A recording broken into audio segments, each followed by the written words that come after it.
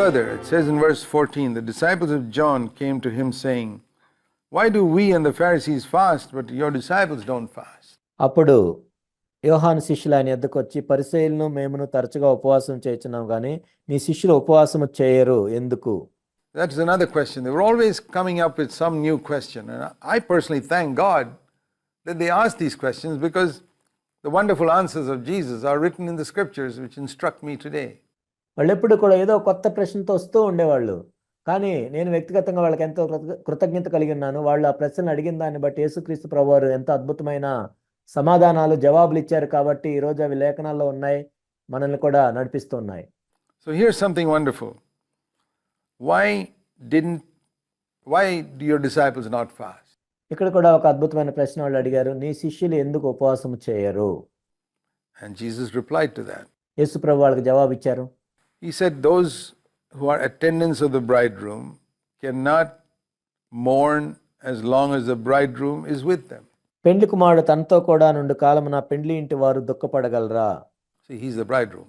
ఆయనే పెండ్లి కుమారుడు. And they were Jewish people who are the attendants of the bridegroom. ఆ పెండ్లి కుమారుడికి తోడుగా ఉండే యూదులు ఉంటారు. As the church today, we are the bride. We're not the attendants of the bridegroom. We're the bride of Christ. ఒక సంఘముగా ఈరోజు మనం పెండ్లి కుమారునికి తోడుగా ఉన్న వాళ్ళం కాదు, కానీ మనం పెండ్లి కుమార్తె ఉన్నాం. Those days, the church was not yet formed. They were the attendants of the bridegroom. ఆ రోజుల్లో అయితే సంఘం ఇంకా స్థాపించబడలేదు కాబట్టి పెండ్లి కుమారునికి తోడుగా ఉండేవాళ్ళు ఉంటారు. He says you can't fast when the bridegroom is there. పెండ్లి కుమారుడు ఉన్నప్పుడు ఎవరు ఉపవాసం చేయరు. One day the bridegroom goes away, then they will fast. పెండ్లి కుమారుడు వారి యొద్ద నుండి కొనిపోబడు దినములు వచ్చును, అప్పుడు వారు ఉపవాసము చేతురు. And so we see that Jesus never commanded people to fast. కాబట్టి యేసుక్రీస్తు ప్రభువారు ఎప్పుడు కూడా మీరు ఉపవాసం ఉండాలి అని ఎవరికి ఆజ్ఞాపించలేదు. And we should not command people to fast. కాబట్టి ఉపవాసం ఉండాల్సిందే అని ఎవరికి మనం ఆజ్ఞాపించకూడదు. Like some preachers do. కొంతమంది బోధకులు చేస్తూ ఉంటారు అలా. He just stated a fact that when the bridegroom is gone, they will fast. పెండ్లి కుమారుడు తీసుకొని పోబడిన తర్వాత వాళ్ళు ఉపవాసం చేస్తారు. In Matthew 6, he said, when you fast, make sure other people don't know about it. He did not command people. మత్తయి సువార్త 6లో కూడా మనం చూస్తాము, నీవు ఉపవాసం ఉన్నప్పుడు అని చెప్తారు. అంటే అది నీవు ఎవరికి తెలియకుండా చేయాలని చెప్తారు, కానీ నీవు ఉపవాసం ఉండాల్సిందే అని ఎవరికి ఆజ్ఞాపించలేదు. Neither did he say, if you fast. ఒకవేళ నీవు ఉపవాసం ఉంటే అని కూడా ఆయన చెప్పలేదు. As if it was an optional thing. అంటే అదేదో నీకు ఇష్టమైతే చేయొచ్చు లేకపోతే లేదన్నట్టు కాకుండా. Even here it says they will fast. He doesn't say when the bridegroom is taken away, they may fast.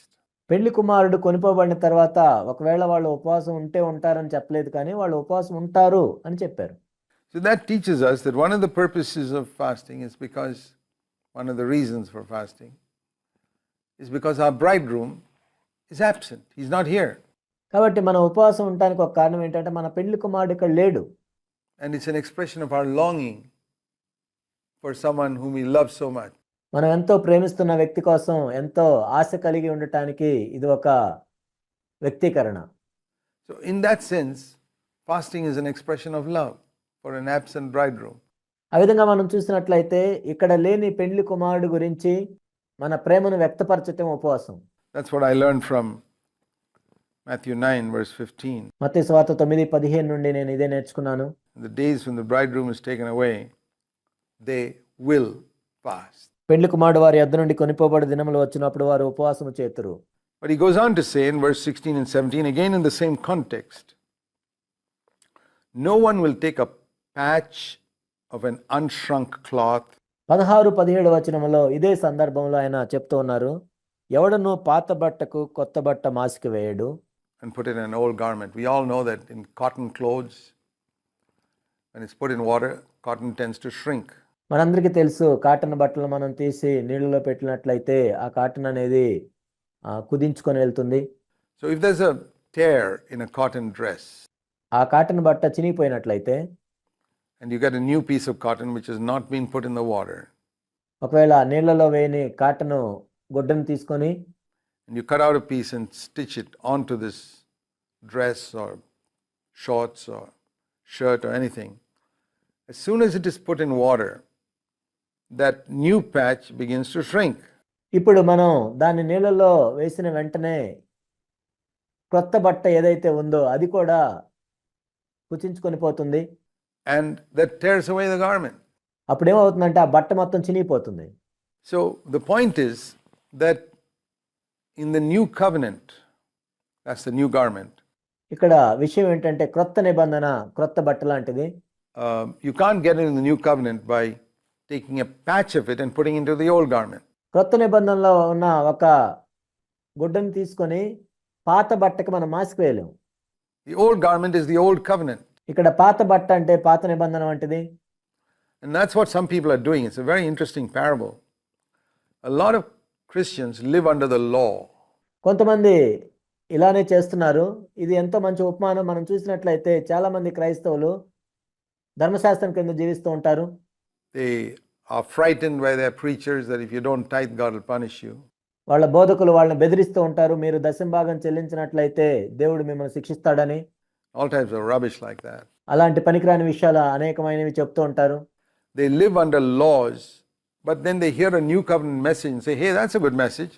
Let me take a patch from that and stitch it onto this. వాళ్ళు ధర్మశాస్త్రం కింద జీవిస్తూ ఉంటారు. కానీ క్రొత్త నిబంధనకు సంబంధించిన సందేశాన్ని విని ఇదేదో బాగుంది, మనం పాత బట్టకి మాస్క్ వేద్దాం అనుకుంటారు.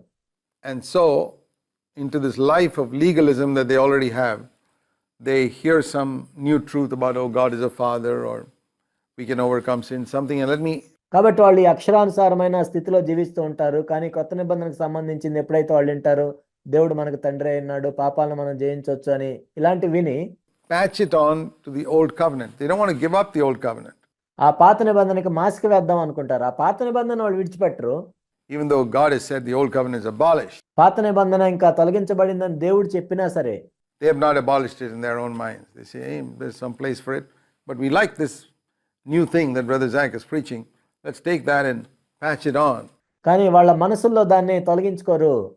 ఇక్కడ క్రొత్త నిబంధన సత్యాలు ఏదో బాగున్నాయి, జాగ్ గారు బాగానే చెప్తున్నారు అని వాళ్ళు తీసుకుంటారు. He says it won't work. It'll tear the garment. The results won't be good. యేసుక్రీస్తు ప్రభు ఏం చెప్తున్నారంటే అది పనిచేయదు. ఆ విధంగా చేసినట్లయితే ఆ మాసిక బట్టను వెలితిపరచును, చినుగును, మరి ఎక్కువ అగును. It's far better to just stick with that old garment. What you need to do is throw away the whole garment completely. కాబట్టి నువ్వు ఆ పాత బట్టతోనే ఉండటం మంచిది. కానీ నువ్వు చేయాల్సింది ఏంటంటే ఆ పాత బట్ట మొత్తాన్ని విడిచిపెట్టి రావాలి. The wrong approach to fasting or any other thing. Here the question was fasting. కాబట్టి తప్పుడు వైఖరులు కలిగి ఉంటాం. అది ఉపవాసమైనా ఏదైనా సరే. ఇక్కడ ఉపవాసం గురించి చెప్పబడింది. Even in the small thing like fasting, there is an old covenant approach, which is the old garment. ఉపవాసం అనే చిన్న విషయంలో కూడా రెండు రకాల వైఖరులు ఉంటాయి. పాత నిబంధన వైఖరి and a new covenant approach. పాత బట్ట వంటిది. కొత్త నిబంధన వైఖరి కూడా ఉంటుంది. The old covenant, it was a law. On certain days, the Israelites had to fast. పాత నిబంధనలు అయితే ఒక నియమం అది. కొన్ని రోజుల్లో ఈ పలానా రోజుల్లో మీరు ఉపవాసం చేయాల్సిందే. There are no two ways about it. దాని గురించి ఇంకా వేరే మార్గం ఏమి ఉండదు. In the new covenant, there is no law that says you must fast. కానీ క్రొత్త నిబంధనలు అయితే నువ్వు ఉపవాసం చేయాల్సిందే అనే నియమం ఏది ఉండదు. It just doesn't exist. And it is if you fast or when you fast or they will fast. క్రొత్త నిబంధనలు ఏముంటుందంటే మీరు ఉపవాసం చేసినప్పుడు వారు ఉపవాసం చేస్తారు ఇలా ఉంటుంది. And we need to know that distinction because a lot of preachers today are forcing people to fast. Now, మనకు ఆ వ్యత్యాసం తెలియాలి. అనేక మంది ఏం చేస్తారంటే ఇతరులు ఉపవాసం చేయమని వాళ్ళు బలవంతం చేస్తుంటారు. fasting is a very good thing as a discipline. ఉపవాసం అనేది ఎంతో మంచి విషయము. అది క్రమశిక్షణ నేర్పిస్తుంది. You know, like once a week to miss all your meals, or if you can't do that, at least start with 1 meal, 2 meals and go up to 3 meals. వారంలో ఒక్కరోజు మీరు అసలు ఏం తినకుండా ఉండొచ్చు. ఒకవేళ అలా చేయలేనట్లయితే ఒక పూట మీరు మానేయచ్చు, 2 పూటలు మానేయచ్చు, నెమ్మదిగా 3 పూటలు కూడా మానేయచ్చు. I think it's a very good discipline. It frees us from the love of food. ఇదంతా మంచి క్రమశిక్షణ నేర్పిస్తుంది. ఆహారం మీద మనకున్న ప్రేమను ఇది తగ్గిస్తుంది. It gives us time to concentrate on something. వేరే విషయాల మీద ధ్యాస పెట్టడానికి ఇది మనకు సహాయం చేస్తుంది. And it gives us the opportunity to show God that we are really interested in what He has to give us. దేవుడు మనకి ఏమైతే ఇవ్వబోతున్నాడో దాని పట్ల మనం ఆసక్తి కలిగి ఉన్నామని దేవునికి తెలియజేయటం అది. So this passage is very relevant, but the point is it must not be done in the old covenant way as a law. కాబట్టి ఈ వాక్య భాగాన్ని మనం చూసినట్లయితే ఇది సందర్భానుసారంగా దాని గురించి ఉంది. అయితే ఇక్కడ ఏం చెప్పబడిందంటే పాత నిబంధన ప్రకారం ఒక నియమం ప్రకారం ఇది చేయకూడదు. There's a difference between a discipline and a law. కాబట్టి క్రమశిక్షణకి ఒక నియమానికి తేడా ఉంది. And the other illustration he uses here, remember he's answering the question about fasting. ఇక్కడ యేసుక్రీస్తు ప్రభువారు చెప్తున్న ఇంకో ఉపమానాన్ని మనం చూసినట్లయితే మీరు గుర్తుంచుకోండి, ప్రభు ఇక్కడ ఉపవాసం గురించి చెప్తున్నారు. Men do not put new wine into old wineskins. పాత తిత్తుల్లో క్రొత్త ద్రాక్ష రసం పోయరు. Otherwise the wineskins will burst and the wine pours out and the wineskins are ruined. పోసిన ఎడల తిత్తులు పిగిలి ద్రాక్ష రసము కారిపోవును, తిత్తులు పాడగును. But they put new wine into fresh wineskins and like that both are preserved. అయితే క్రొత్త ద్రాక్ష రసము క్రొత్త తిత్తుల్లో పోయిదురు, అప్పుడు ఆ రెండును చెడిపోకేండునని చెప్పెను. Now this is a well-known example. When a wine is put into anything, it expands. ఇది చాలా మందికి తెలిసిన ఉదాహరణే. ద్రాక్ష రసం దేంట్లైనా పోస్తే అది వ్యాకోచిస్తుంది. And if it is a wine skin in which they used to put it in the olden days, it stretches. ఆ రోజుల్లో మనం చూసినట్లయితే ద్రాక్ష రస తిత్తులు వాళ్ళు వాడేవాళ్ళు. ఆ ద్రాక్ష రసం పోసినప్పుడు అది కూడా వ్యాకోచిస్తుంది. But if it's put into an old wine skin which is already stretched, can't stretch anymore, it bursts. కానీ అప్పటికే పాత తిత్తులో మనం పోసినట్లయితే అది అప్పటికే ఎంతో వ్యాకోచించి ఉంటుంది కాబట్టి అది పిగిలిపోతుంది. Again the picture is old covenant versus new covenant. ఇక్కడ కూడా సందర్భాన్ని మనం చూసినట్లయితే పాత నిబంధన క్రొత్త నిబంధన మధ్య వ్యత్యాసం. The trying to live that old covenant life, trying to live this new covenant life, the new wine. ఇక్కడ మనం ఏం చేస్తున్నాం అంటే క్రొత్త నిబంధన యొక్క జీవితాన్ని అంటే క్రొత్త ద్రాక్షారసం వంటిది in an old covenant system and approach of tithing and fasting and praying. దీన్ని మనం పాత నిబంధన సిస్టంలో పెట్టినట్లయితే దశమ భాగాలు చెల్లించటం, ఉపవాసం ఉండటం, ప్రార్థన చేయటం ఇలాంటివి. The whole thing will explode. ఇక్కడ సమస్తము కూడా పాడైపోతుంది. That's not the way we're supposed to live. కానీ మనం ఆ విధంగా జీవించకూడదు. Everything in the new covenant life must be put into the new covenant pattern. క్రొత్త నిబంధన జీవితం అంతా కూడా క్రొత్త నిబంధన ప్యాటర్న్ ప్రకారమే ఉండాలి. The new covenant life must be in the new covenant church. క్రొత్త నిబంధన జీవితం అనేది క్రొత్త నిబంధన సంఘంలోనే ఉంటుంది. We can't live the new covenant life in an old covenant church, and that's the mistake a lot of people are making. క్రొత్త నిబంధన జీవితాన్ని పాత నిబంధన సంఘంలో మనం జీవించలేము. అనేక మంది చేస్తున్న తప్పిదే.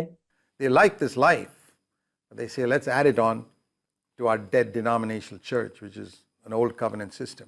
వాళ్ళు ఈ క్రొత్త నిబంధన జీవితాన్ని ఇష్టపడతారు, కానీ వాళ్ళు ఏం చేస్తారంటే దాన్ని తీసుకువెళ్ళి పాత నిబంధన సంఘముల్లో మృత సంబంధమైన శాఖల్లో దాన్ని పెట్టడానికి చూస్తారు. That's what Jesus is speaking of here, not only in relation to fasting, but in relation to praying and many other things. అదే ఇక్కడ యేసుక్రీస్తు ప్రభువారు చెప్తున్నారు. ఇది కేవలం ఉపవాసం గురించి మాత్రమే కాదు, కానీ ప్రార్థన గురించి, అనేక విషయాల గురించి. So let's take heed to these things and we'll continue in our next episode. కాబట్టి దీని గురించి మనం జాగ్రత్త పడదాము. మిగిలిన విషయాలు తర్వాత అధ్యాయంలో మనం చూద్దాం.